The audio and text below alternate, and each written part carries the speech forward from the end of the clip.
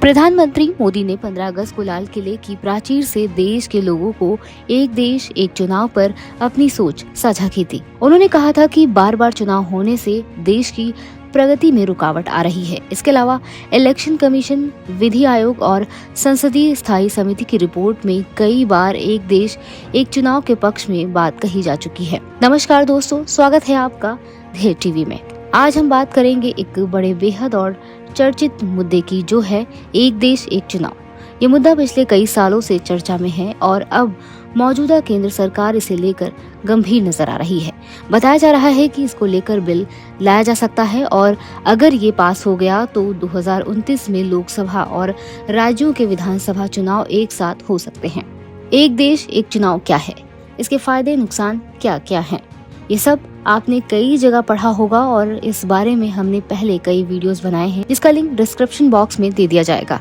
आज हम बात करेंगे अगर ये व्यवस्था लागू हो जाती है तो इसके लिए क्या क्या बदलाव करने पड़ेंगे। सबसे पहले सरकार को संविधान में बदलाव करने होंगे। संविधान के 5 मुख्य अनुच्छेद इसमें शामिल हैं।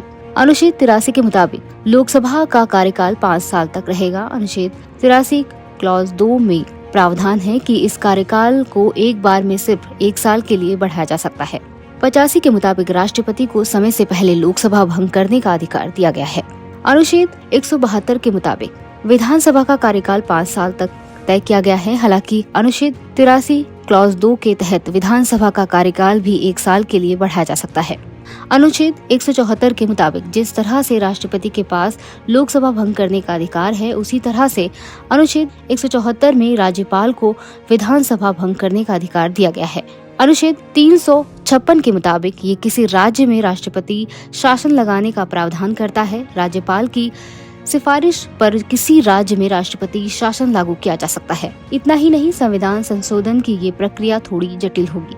सबसे पहले संसद के दोनों सदनों यानी लोकसभा और राज्यसभा में इसे पास करवाना होगा। इसके बाद कम से कम 15 राज्यों की विधानसभाओं से भी इसे अनुमोदित करवाना जरूरी होगा। ये एक तरह का विशेष बहुमत होगा। इसके अलावा इस मुद्दे पर पॉलिटिकल सहमति बनाना आसान नहीं होगा, जैसे कि क्या इस बिल को सभी का समर्थन मिलेगा। एनडीए के सहयोगी दल जैसे जेडीयू और एलजेपीआर इसके पक्ष में हैं, जबकि टीडीपी ने अभी तक कोई स्पष्ट राय नहीं दी है। दूसरी तरफ विपक्ष की पार्टियों में कांग्रेस, समाजवादी पार्टी, आम आदमी पार्टी और कई अन्य पार्टियों ने इसका विरोध किया है। तो दोस्तों, अब देखना होगा कि केंद्र सरकार इस तरह से किस बड़े बदलाव को अंजाम देती है और क्या एक देश एक चुनाव की ये योजना हकीकत बन पाती है या नहीं। आपके क्या विचार है इस बारे में, कमेंट करके जरूर बताएं और साथ ही ये भी कमेंट करें कि इसके पक्ष में और विपक्ष में क्या तर्क है। अगर आपको ये वीडियो पसंद आई हो तो लाइक करें, शेयर करें और सब्सक्राइब करना ना भूलें। धन्यवाद।